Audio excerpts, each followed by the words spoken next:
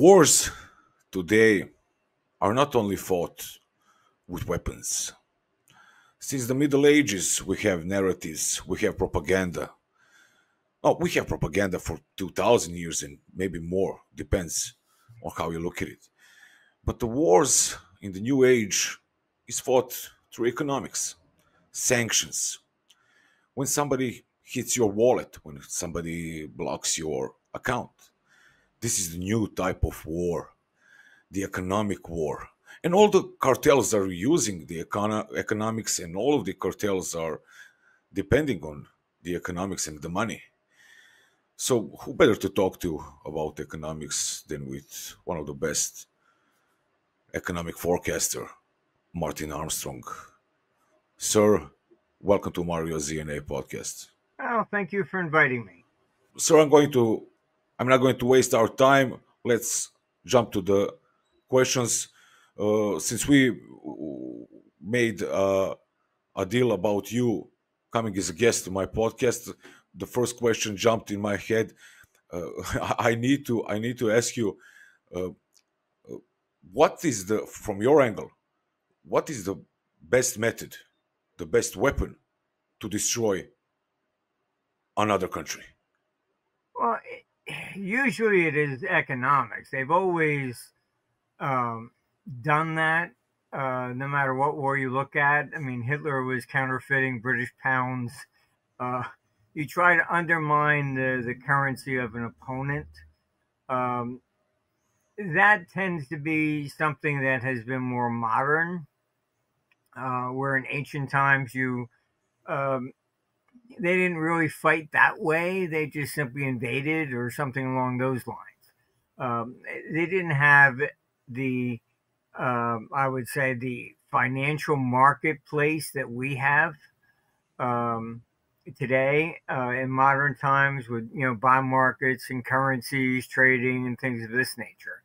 Um, so war has progressed definitely in the modern age more towards the economic side. And I mean, the theory of like putting on sanctions is really quite ridiculous. But I mean, essentially what they've done is they think like they put sanctions on Russia and this will hurt the Russian people. They'll stand up and overthrow their government or something. And I don't see any evidence of that theory ever working even once. Uh, but it doesn't stop them from doing it. I mean, they've done it to every country, from Cuba to Iran. I mean, you name it. I don't see where it has ever actually succeeded. But this is the theory that they often use. Yeah, they also imposed sanctions, for example, in Yugoslavia during the Yeah. 90s. And after that, the overthrow of Milosevic regime came, but it was 5 years after the sanctions didn't work. I remember I was a kid. NATO bombed us. So if hmm sanctions doesn't work, we're going to bomb you. So that's the doctrine, basically. Yeah, I don't know where sanctions have ever worked, actually. But Yeah, but they um, cannot bomb Russia, for example. They cannot bomb Russia right now, so it's well, pretty that's why hard. they're using Ukraine. Mhm. Yeah, um, exactly, exactly. it's um, so it's like somebody hiring somebody to go kill somebody. Well, I didn't do it; he did. Yeah, but you paid him to do it. Yeah. Um, so, I mean, we just live in a world where people have there's certain people that have just grabbed a hold of foreign policies of different countries. In the United States, we call them neocons. Um, they don't represent the people, um, but they always just have their own personal agendas. What about self-destruction? When it comes to economic self-destruction, because we see that those who are not right now imposing sanctions on most of the countries, not only Russia but also Iran and other countries, that's the EU, we see self-destruction of one union. Well, yeah, I mean, the current economic system that the West has been carrying on are definitely not what you would call sustainable. And this is the real problem, that we're looking at different issues with these people of,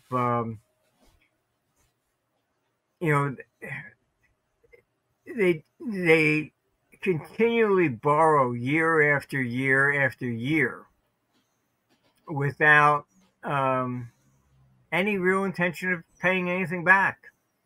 And the whole problem economically is they're always trying to control society one way or another. I mean, I went behind the Berlin Wall before it fell, so I got to see what real communism was there. The same thing in China. And when the whole communist thing failed in China, I was invited over, and I was actually there to helping China to become capitalist. And I got to see really how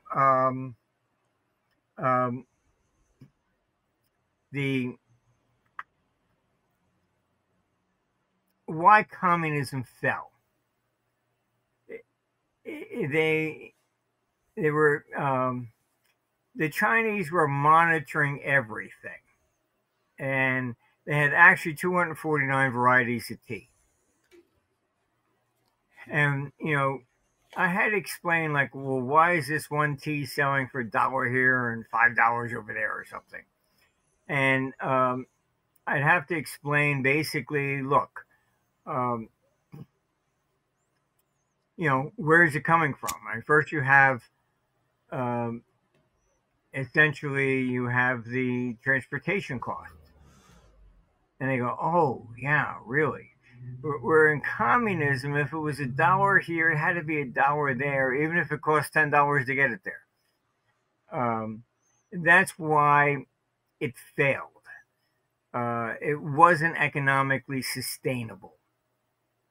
This is what's happening in Europe and the United States currently. We're still on the same Marxist type agenda, but the light version. We don't own the property of everybody, but we tax everybody and control them. And what's not sustainable is that you're borrowing year after year after year with no intention of paying anything back. So this is why Europe is getting more aggressive against free speech, things of this nature, because they know they're losing power. And instead of accepting that maybe they're going down the wrong path, they instead are basically saying that we have to silence these people. So this is, they did it with COVID, canceling people, things of this nature. I mean, pretty much now the vast majority understands that COVID was all nonsense. But that's where the self-destruction comes in, because these people are only interested in retaining power. They're not interested really in running the country for the people or by the people. It all sounds very nice, but we never get to run anything. I wanted to ask you, sir, when it comes to cartels, as I call it here, like we have pharmaceutical mafia, big pharma, we have the other cartels, oil, weapons systems, like which, from your angle, which one is the most profitable to demonic elite? Where do they get the most money? Oh, probably the pharmaceutical companies. I mean, because they're there all the time. Um, the the military industrial complex, part of the reason they want these countries to join NATO is that NATO then has specific rules and regulations, what kind of military equipment and arms you need. So then you have to buy it from the very people that are, that have a cartel in manufacturing that. So it is very much a rigged game. Pharmaceutical people are probably threaten us health-wise a lot more. But this is all part of the problem of the political system. That you take, for example, Ursula there, the head of the EU. She has the audacity to say, oh, Putin's a dictator. Well, he's actually stood for election. You have never stood for an election for anything. So what's your definition? You weren't elected by the people. The head of the EU is appointed. You can Google her up. She's never stood for an election for anything in her entire life. So what is a dictator? What's your definition? It's Zelensky suspends elections. Doesn't that make him a dictator? During World War II, UK still had elections, US still had elections. Under what theory that, we're in war, so we shouldn't have an election takes place? You get these people that always come up and change definitions and whatever, but as long as the political system is like that, then it can be bribed. Because these people, just need money to stay there all the time. They shouldn't be. You go to Congress. I knew some of them. I knew one senator I went to lunch with, and he was talking about Saddam Hussein. Oh, he's a dictator. He's been there for 60 years or whatever. And I said, isn't that about how long you've been there in the Senate? Well, I was elected. Well, he claims he was elected too. It's as long as they're there all the time, then they need money to run for the next election. And that makes it susceptible to being bribed by a pharmaceutical in particular. And they pour in lots of money just to get what the outcome that they want. Ursula, has refused to release her emails between her and Pfizer. Why? What are you hiding?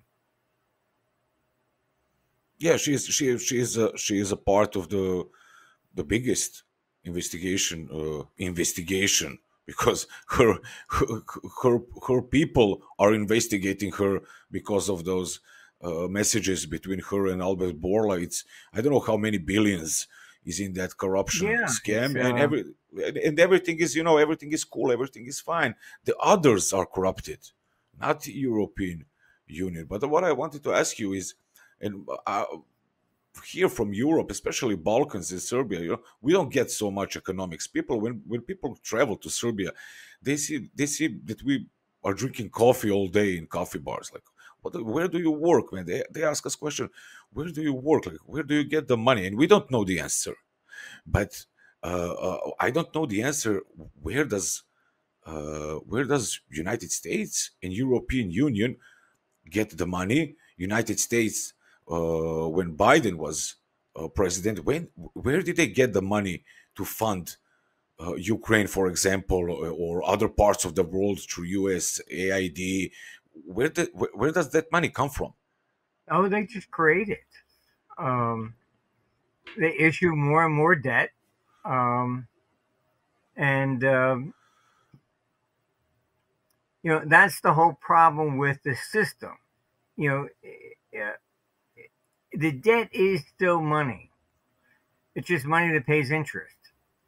So it's not that they're printing dollars. They just issue another, bond. For example, if you want to trade futures contracts, okay, I can go in and I'll say, all right, sell me 10 contracts of gold. I don't have to have the gold. I'm creating it. Okay, somebody on the other side buys it. So so you just now have 1,000 ounces of gold in the system that doesn't exist. It's crazy. And you just roll the contract so you don't have to deliver anything. I mean, it's, this is the financial world. So they don't necessarily, a lot of it is just creating money out of thin air. Yeah, but there has to be a tipping point. There has to be a point, or maybe it doesn't have to. That's what we're coming to.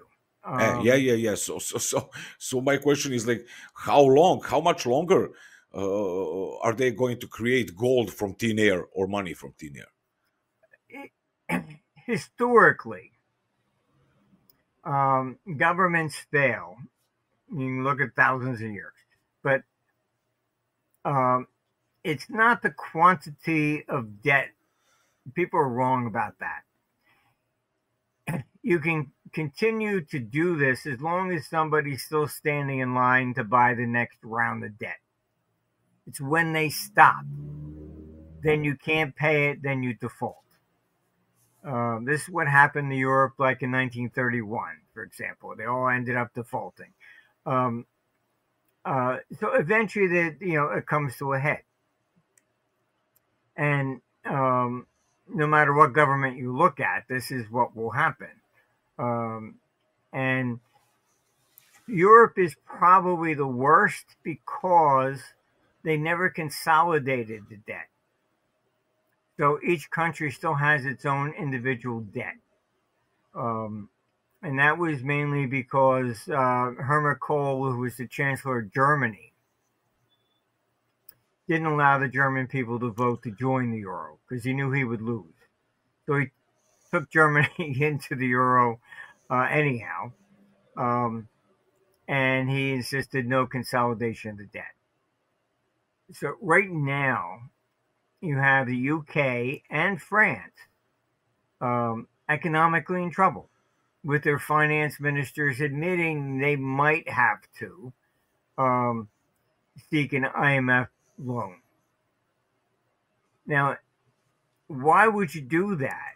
I mean, certainly what that statement really means is that you're having trouble selling your own debt. If you can't sell your debt, your country will end up defaulting. And for UK, you've got Starmer, and he's attacking the rich, and everything. So why would you invest there? People have left.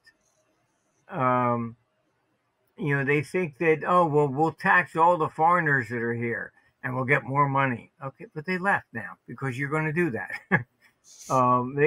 They don't realize that people can move, and capital can move. The only person any politician I saw that actually understood that was Grover Cleveland, President of the United States back in the 1890s. He said, capital can always move offshore, but labor cannot. You can't put your labor offshore to hide it from the tax man. So ultimately, when you're raising taxes, you can always say it's for the rich, but it always comes back to the individual. There aren't enough rich people to begin with, and they just move. From your side, from United States, like how does it seem like right now after the change of the administration with Trump coming to power? Again, is there right now like more chances for United States to stay on a path that they used to have 50 years ago, or it is continuing to going down economically and financially? I don't think he can reverse the decline, but it's Biden was the worst of all. The biggest problem with the Biden administration was that he really wasn't making the decisions, and other people were making the decisions. So he was kind of like not really there for anything for the country per se.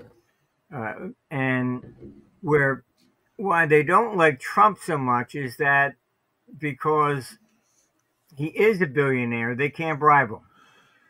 Oh, do this, I'll give you $5 million. Yeah, what am I going to do with that? Yeah. So, I mean, that's good in that sense. Mm-hmm. But they are fighting tooth and nail against Trump on everything. If he says the sky is blue, they have to say, no, he's lying, it's red. So the resistance within government itself is very, very profound. Mm-hmm. The American people tend to be isolationists. They don't want to get in.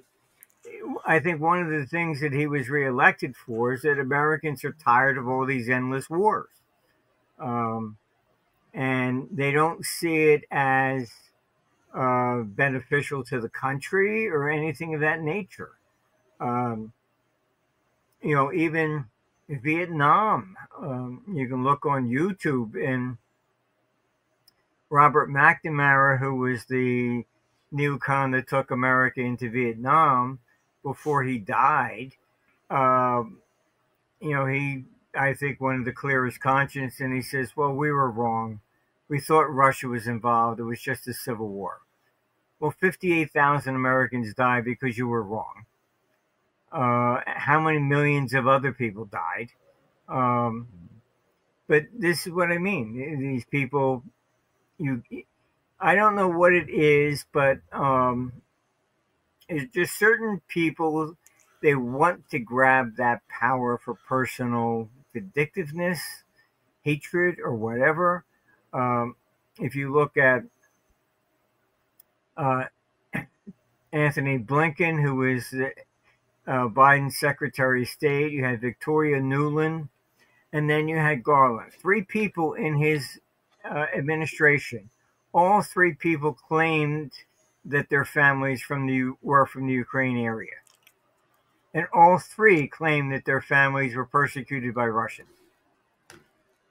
So why are we in Ukraine? Was this because of your personal family vindictiveness against Russia? What why are we there? You're there in Serbia. I mean, look, Czechoslovakia broke up. Czech Republic, Slovakia. Yugoslavia broke up also according to ethnic lines. That was the answer that was the Minsk agreement for Ukraine. The Donbass should have been able to vote and separate, period. All right. And then you wouldn't have a war. Mm-hmm. So obviously they want a war. You had, Boris Johnson from the UK hop on the plane and run over there to basically to, Ukraine and say you're not allowed to have a peace deal. And then he stepped down. And he's on the beach right now. Like last 2 years, he's on the beach eating. Look, he was even on the front page of the Norwegian press saying we're in a proxy war with Russia. Yeah. So it's, they're just using the Ukrainian people as pawns on a chessboard. That's it. Yeah, and there isn't any Ukrainian people left to fight. Basically, statistically looking, there isn't any Ukrainians left. But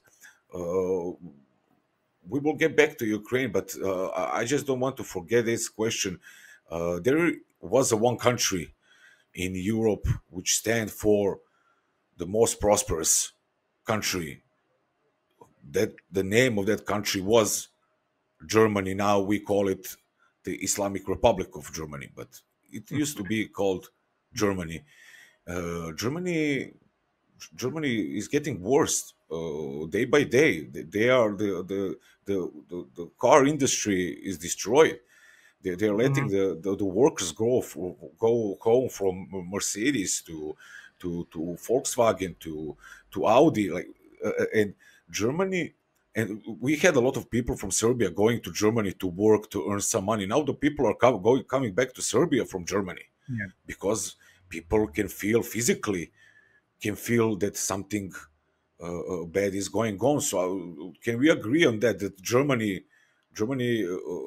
went the worst through this forever war that European Union. Oh yeah. And Look, I mean, first you had the COVID lockdown, yeah, and that shut down a lot of small businesses. Then you put on the climate change. That affected auto companies, everything else. Then they put sanctions on Russia. When the whole issue was Germany was able to rise because they put in the pipelines from Russia back in the 1950s. They have no energy. So the German economy has actually declined. It has shrunk, meaning the number of possible jobs has actually declined. There's only two countries that are in that mode, and that's Japan and Germany at this stage. And Germany was 25% of the EU. So instead of, this is the problem with politicians, that they make those decisions. They will never admit that they made a mistake. They let in all these migrants, just wholesale. No talent, no language. And I was speaking in Romania, they were just told they had to take 100,000 migrants. same in Serbia. Yeah. Yeah, I mean, it's just absurd. Migration, if I wanted to go to Zurich and I had to speak German to get a job, to get in. And now it's like, oh, okay, fine. We don't care what's your religion. You don't have to speak anything. You don't even have to have a talent. Just show up. We'll give you money. That's it. It's they think that they're going to be able to draft these people into the military and use them against Russia. That's really what they think. They're certainly not there to benefit the economy, expand it in any way. This is why the EU is in a danger of breaking up going forward. They made these stupid decisions, and instead of realizing that they made a mistake, they just doubled down. They refused to admit a mistake. You had Ursula come out and say, well, we'll be completely free of all energy from Russia by 2027. Very nice. Don't you see you're destroying your own economy to begin with? They just have an agenda and they will not change their minds. It's simple as that. Yeah, and now they have some drones flying over Copenhagen and Oslo and Norway and Denmark. Like every time when the leaders, European leaders, see that their population is at some kind of peace, they put some kind of panic inside of the public. So one day is Russians are cutting off the cables underneath the sea. Other day is drones hovering around cities, and it's also Russians. So they are. It seemed like COVID. For me, it's this kind of hysteria, this kind of propaganda, this kind of narratives. But what I wanted to ask you also is, okay, when we have countries and we have countries financing the other countries to go to war with other country, which is not normal, but okay, we have that. We have that in the Middle East. We have that in Europe. We have that everywhere. But what about the the people, as for example George Soros, financing the organizations, for example Antifa, that Donald Trump designated as a terrorist, Hmm. domestic terrorist organization. What about George Soros? He financed the revolution here in Serbia in 2000 to overthrow Milosevic. He is investing around the world to change the governments. Not only him, but you have few of them. You have corporations, but George Soros is there for a long time, and it seems that he's not going to stop. He gave the job to his son, and they are Hmm. everywhere. What about these people like Soros? Can they be stopped? Probably should be thrown in prison, actually, but it's the only way to stop them. I mean, he has this idea, and he tried to, fund the um, keeping UK in the EU. Um,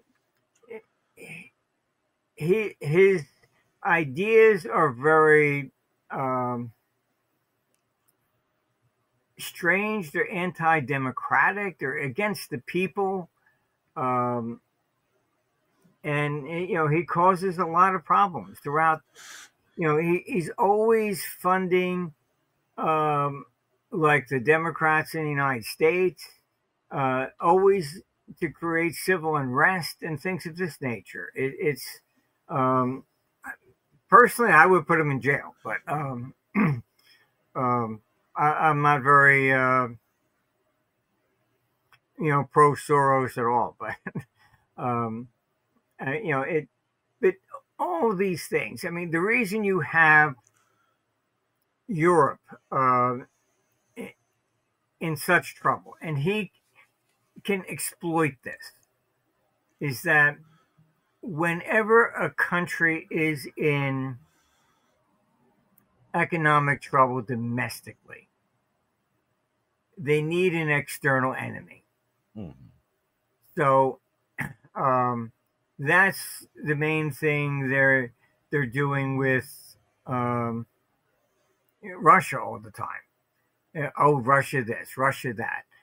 Um, Look, when Khrushchev was there and he said, "We will bury you," Khrushchev was a true believer in Marxism.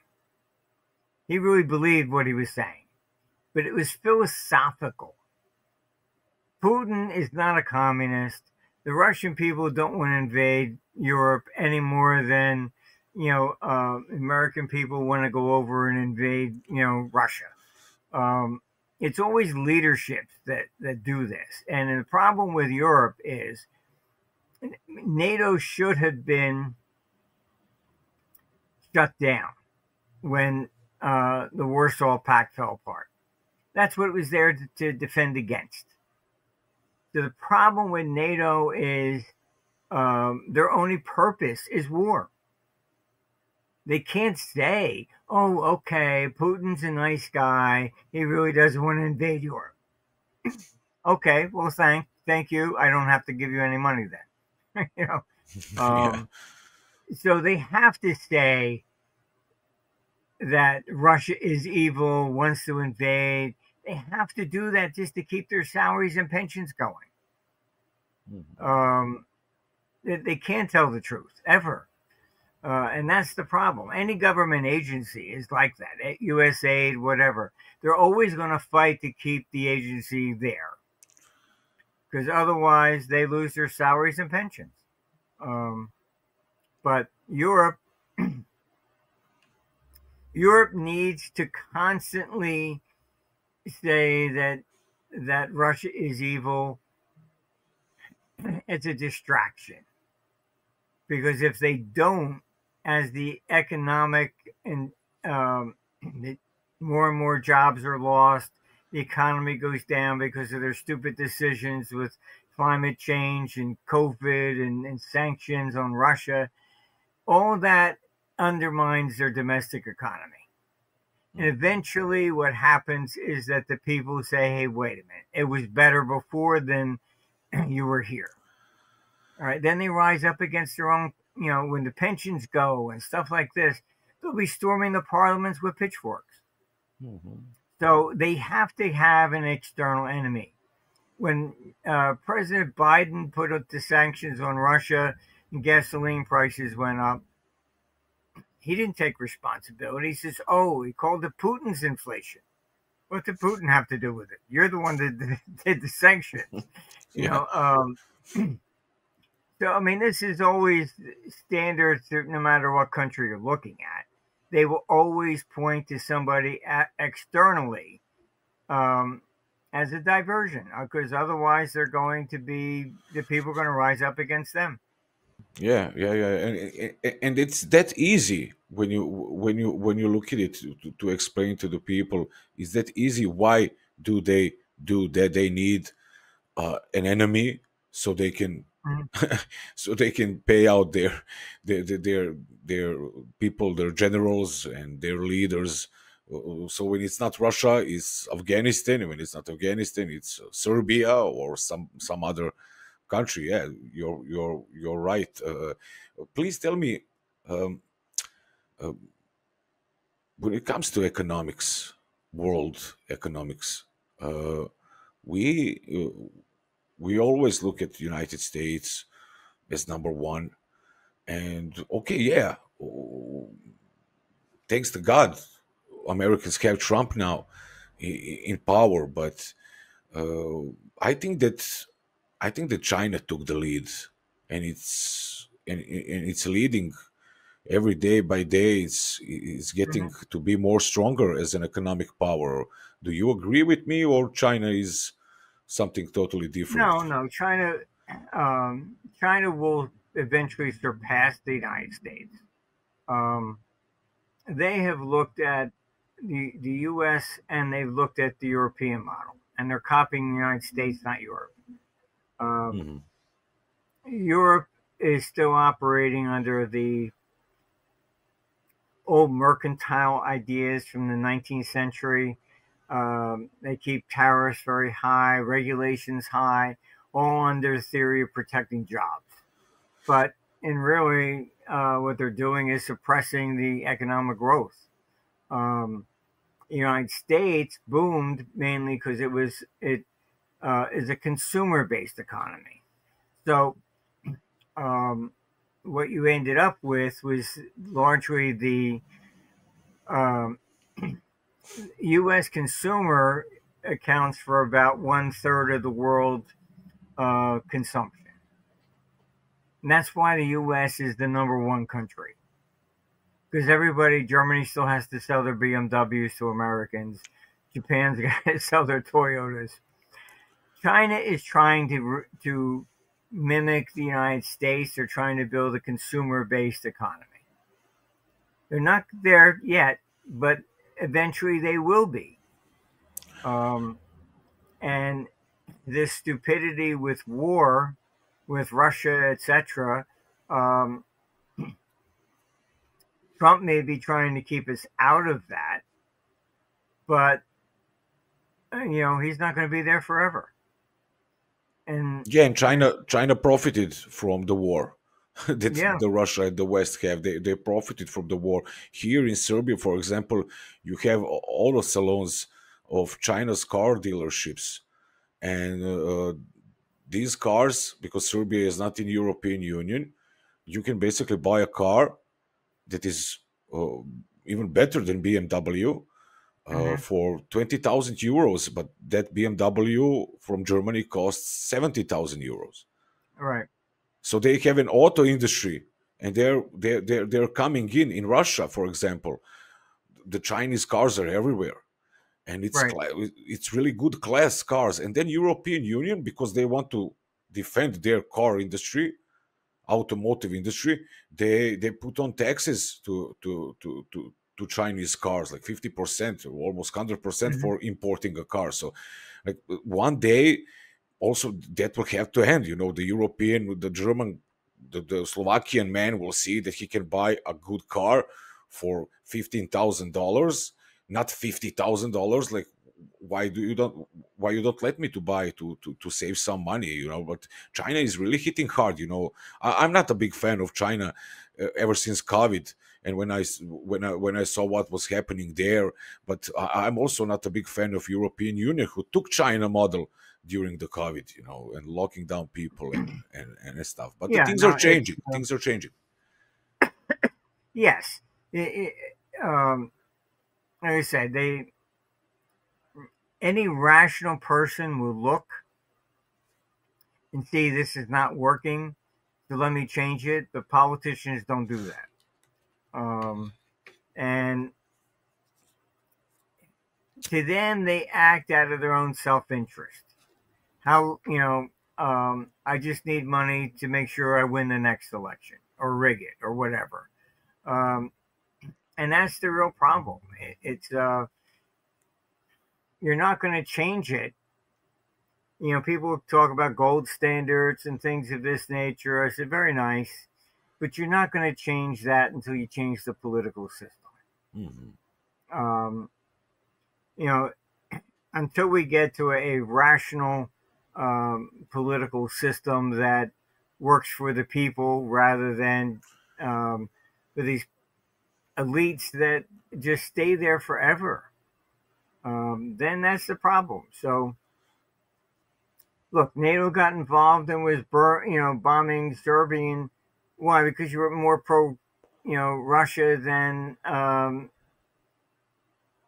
that's why they don't do the same in Ukraine. In theory, they should be bombing Ukraine for the same reason to let the Donbass separate. But, oh, no, they're Russians, so we can't do that. Yeah, it's a classic hypocrisy. Yeah. Yeah, it's just hypocrisy that goes back and forth. And China knows they believe in cycles, and they know their time is coming. The West, because we're still using the same Marxist socialistic ideas that Russia and China had used, we just were of a light version. That's all. So communism collapsed, and our socialism will also collapse. This is not sustainable. And we keep having debt increasing, and they don't know how to run for election. It's like, vote for me, I'll give you a lollipop and a car. And that's basically what they're saying all the time. I'll give you something, vote for me. When it should be about running the country favorably. Vote for me, I'll tax that guy. They stole the income tax that way. Oh, it's only going to be the rich. Then World War II comes. Next thing you know, there's payroll taxes. Goes right down.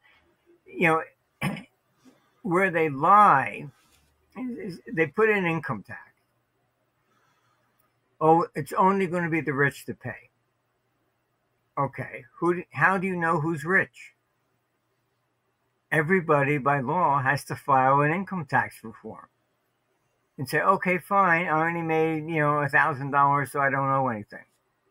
They still have to know everything you do, while they're pretending they're only getting the rich guy. But how do you know who's rich unless everybody has to comply? You're right, sir. I saw, we were writing at my news portal 2 days ago about Vietnam and the government that has blocked the bank accounts of the people who didn't implement the digital ideas in their mobile phones and smartphones. They blocked around 80 million people. My question is for you, because we know the motivational quote from WEF, you will have nothing and be happy. Are we coming close to that situation where AI, because we see that robots are like walking around delivering foods also from Moscow to Europe and to United States. But we see AI taking over. Like their plan, as they said openly, is 2030. Like from your angle, if they succeed, what will our future look like? I don't think they will. I mean, I know Klaus Schwab. He's an academic, okay? And academics tend to look at theory, Marxist theory. We're all equal. We'll all be one. That's not human nature. Some people can be a brain surgeon. Other people can be a football star. Other people, can be a race car driver. We're not all the same. And that's what Schwab doesn't get. You'll all have nothing and be happy. Government will own everything. This is that same Marxist agenda, that theory which failed every time it's tried. But it's all about control. Government, the EU government is moving towards a CBDC currency. They may cancel all the currencies as soon as even January. Why? To push everybody into a digital currency that they can completely control. So you're not going to have any paper currency and stuff it in your back pocket or hide it in the drawer. They're always worried about what you have and you haven't. I should know everything you have, and I should get a piece of it. But from an AI perspective, they would love to have replace the police forces with robots. Why? The best lesson is really from Constantinople. There was a revolt against the Emperor Justinian, and they were storming the palaces, and he was about ready to flee. And his wife said, "You have a legion outside, and they're not Greek. Bring them in. They will defend you." And they did. They came in. They killed like 30 or 40,000 of them. The lesson from that is that this is why the EU wants an EU army, because then they can send Germans into Greece. Okay, no problem. They'll kill the Greeks because they're not. I never liked those guys anyhow. You don't have send in Greeks against Greeks because maybe they might know them. You used to live next to me. It's not. It's different. It's why when Russia fell, in 1991, Yeltsin stood on the tank, "Don't fire on your own people," and they didn't. The coup failed.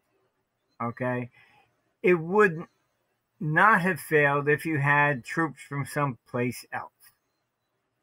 So that's why they want the AI robots, because they have no emotional attachment to anybody, and just kill him. Yes, boom, done. So that's they're using that sort of thing in war. Ukraine's been using like little robots that just kill people and stuff like that. This is definitely where we're going. But from the perspective of regular people, regular worker, we see that people are losing their jobs already. One thing is good. I just saw today that the left media has lost like 50% of their viewership just because of AI. And they're promoting it by calling me and my colleagues as conspiracy theorists. They are just losing their jobs. Maybe in a few years we will not have an answer on CNN or another media. We will have an AI person. We have in Albania. Yeah. And Albania has an AI minister. Right. The problem with the left media is that they're so out of touch. it's like, I mean, if you Google it, you're talking about less than 0.5% of the people are even transgender, and they make it sound like, this is the number one issue, and that's why that Trump won. People just fed up with that stuff, and they were pushing the whole transgender and gay agenda. The real reason behind it was to reduce population. That's it. I mean, you can look up. There was a Supreme Court justice, Ginsburg, and she was like a woman's, rights person. And when she got to the Supreme Court, that's when the abortion case Roe versus Wade was there. And even she said it had nothing to do with women's rights. It was all about reducing the population. You have these people like Bill Gates, etc. They think, oh, we're overpopulated, we have to reduce it. So you got to deal with these people that come up, Gates and Soroš or whatever. Unfortunately, they got the money to try and create an agenda and bribe people to do things. But the press on the left, yes, they've been losing their readership dramatically. I mean, if I had young kids today, I wouldn't even take them to Disneyland. Yeah, but you have from the other side, we have, for example, Elon Musk, who is the richest man on the planet right now, if I'm not wrong, and he is promoting more and more population, like repopulating, and instead of depopulation. And we also use his social network. I don't know what people would do if they were not for X, for changing the information, exchanging the information from around the world. But what do you think about Elon Musk, for example, and his ideas? No, I agree with some of his ideas. I mean, it's, not everything, but I think that, he's also, trying to create the robots and things of that nature. Yeah. Electric cars, I tend to disagree with. I live in Florida, and, when there was a storm, a guy had his Tesla inside his garage, and salt water gets to it, they blow up, burnt his whole house down. And it's fine. You can go maybe 200 miles. If a storm's coming, I think you're going to have to drive more than that. So it's, the whole idea of climate change and that nonsense is, climate has always changed. And we had a politician here, because in the Gulf, we get occasionally red tides, which is a bacteria that grows up. And it sucks up the oxygen out of the water, so a lot of fish die. So we had a politician running here, so, oh, vote for me. I'll make sure there's no more red tides, and blaming farmers for the chemicals. I just Googled it. The first red tide reported 1642 by the Spanish. I think a long time before farmers and chemicals were around, but they always want to blame everything on us all the time. Look, there were ice ages, warming periods, back and forth, long before there were, cars driving around. And it's one thing if it never happened until you turned on a car, but they can't show that, and that's the whole problem. So they say, oh, it's the industrial era. Really? Okay. There was global warming, global cooling. We were in the mini ice age at the end, going into the 1700s. Here's a letter from John Adams, one of the founders of the United States, to his wife. He says, the ground is frozen 2 feet deep. We can't even plant anything. Um, and so, then the cycle changes. It warms up. Oh, it warmed up because of the Industrial Revolution. No, it did. You know. Yeah. Milutin Milankovic, he's a Serbian scientist, and NASA is using his study when it comes to cycles of climate change, and it is using it. I think from 70s or 60s, and it's official. So the climate is changing for millennia. Climate is changing for cycles. You have a cycles of changing the climate of here in Mediterranean, in United States, everywhere, all around the world. And yeah, I'm all for it. I'm all for gasoline, but also I'm up for a new technology, which is not. Which doesn't mean that they are going to destroy someone's land. When they mine lithium, Right. they're destroying the nature, and they're talking to me, they're talking to you, they're talking to us about saving the ecological system, and they are sending tanks to Ukraine. They're sending Yeah. bombs to Ukraine, uranium bombs to war zones, and now they are telling us that we should not have more than one child, if we want to save the planet. So Yeah. so it's pretty crazy. I think that's going down. That agenda is not going to go any further. But I know one agenda. I want to ask you about economic agenda. I don't know if you remember, but a few years ago, WEF, they did a training, and it was about mass global hacking Armageddon that hit the world and froze all the bank accounts, and everybody lost the money. So they can implement the security, like security for us, on the internet. So we cannot go everywhere, search for everything on the internet, so we stay safe.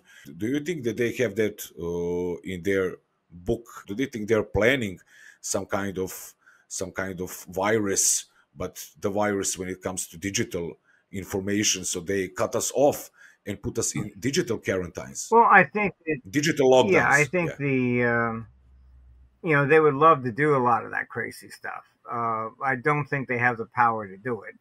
Um, they lost a lot of their attendance. I believe that's why they went against Klaus Schwab. Attendance, what I was told, was down about 25%. And that's all their money. They get, I think it was like $25,000 a person to attend, just for the,